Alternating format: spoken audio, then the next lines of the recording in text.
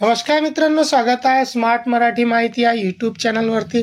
मित्रांनो, मुख्यमंत्री माझी लाडकी बहीण योजनेची घोषणा झाली आणि लोकांचा लगेच कागदपत्र जमा करण्यासाठी जे गोंधळ उडाला होता, ते गोंधळ बघूनच जे लोकांकडून जे अव्वाच्या सव्वा पैसे आकारले जात होते हे कागदपत्र काढण्यासाठी, आणि हीच बाब लक्षात घेऊन जे आहे ते मुख्यमंत्र्यांनी काल घोषणा केली आणि यामध्ये काही महत्त्वाचे असे बदल केले। काही ज्या जाचक अटी होत्या त्या रद्द करण्यात आलेल्या आहे।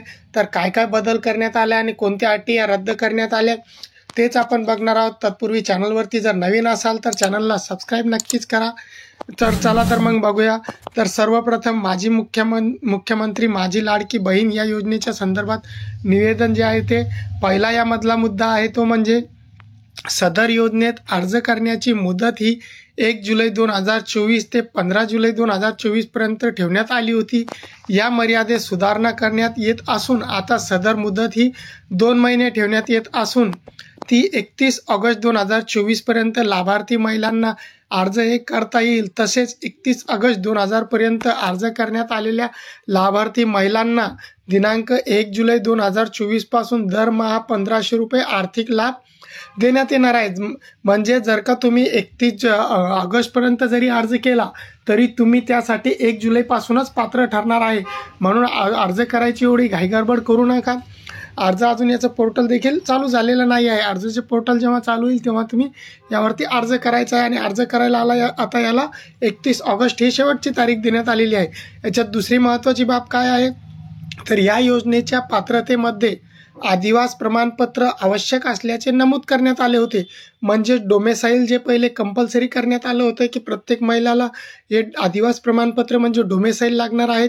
तर आता लाभार्थी महिलेकडे आदिवास प्रमाणपत्र उपलब्ध नसेल तर त्याऐवजी तुम्ही 15 वर्षापूर्वीचे राशन कार्ड, मतदान ओळखपत्र किंवा शाळा सोडायचे दाखला किंवा जन्म दाखला या 4 पैकी एक कोणतेही तुम्ही प्रमाणपत्र ग्राह्य धरण्यात येणार आहे। म्हणजे तुमच्याकडे जर का आता डोमेसाईल नसेल तर तुम्हाला डोमेसाईल नसेल की तरी काढायची आता आवश्यकता नाही। तुम्ही या 4 जे कागदपत्रे राशन कार्ड, मतदान कार्ड, तुमचा शाळा सोडायचा दाखला किंवा जन्म दाखला हे 4 जर तुमचे 15 वर्षापूर्वीचे असतील तर यापैकी कोणताही एक जे आहे ते आता पुरावा हे ग्राह्य धरण्यात येणार आहे। तर आता तिसरी महत्त्वाची अट काय आहे तर सदर योजनेतून 5 एकर शेतीची जी अट आहे ती वगळण्यात आली आहे। जी पहिले 5 एकर अल्पभूधारक साठीच फक्त ही योजना होती ती आता अट ही रद्द करण्यात आलेली आहे। आता सर्व महिला यासाठी अर्ज करू शकतात। चौथी महत्त्वाची अट काय आहे तर सदर योजनेत लाभार्थी महिलांचा वयोगट 21 ते 60 वर्ष वयोगट ऐवजी 21 ते 65 वर्ष वयोगट करण्यात येत आहे। म्हणजे जे पहिले 21 ते 60 ही वयोमर्यादा ठेवण्यात आली होती ती आता वयोमर्यादा रद्द करण्यात आलेली आहे। पाचवी अट काय आहे तर परराज्यात जन्म झालेल्या महिलांनी महाराष्ट्रातील आदिवास असणाऱ्या पुरुषाबरोबर विवाह केला असेल तर अशा बाबतीत त्यांच्या पतीच्या जन्म दाखला, शाळा सोडल्याचा प्रमाणपत्र किंवा आदिवास प्रमाणपत्र ग्राह्य धरण्यात येईल। म्हणजे एखादी महिला जर इतर राज्यातील असेल आणि त्यांचं लग्न महाराष्ट्रात झालं असेल तर त्यांना देखील आता अर्ज करता येणार। आता 6वी अट काय आहे तर 2.5 लाख उत्पन्न दाखला उपलब्ध नसेल तर ज्या कुटुंबाकडे पिवळे व केसरी रेशन कार्ड उपलब्ध असेल त्यांना उत्पन्नाचा दाखला प्रमाणपत्रातून सूट देण्यात येत आहे।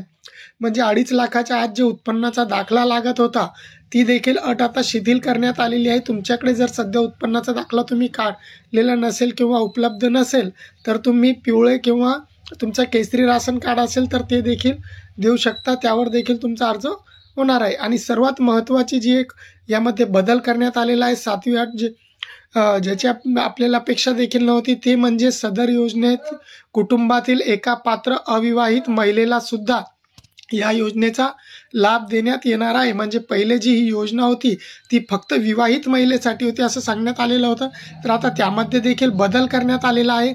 आणि कुटुंबातील जर एखादी अविवाहित मुलगी जर का 21 वर्षापेक्षा जास्त वयाची असेल आणि त्याचा विवाह झालेला नसेल तर त्यांना देखील आता या योजनेमध्ये अर्ज करता येणार आहे।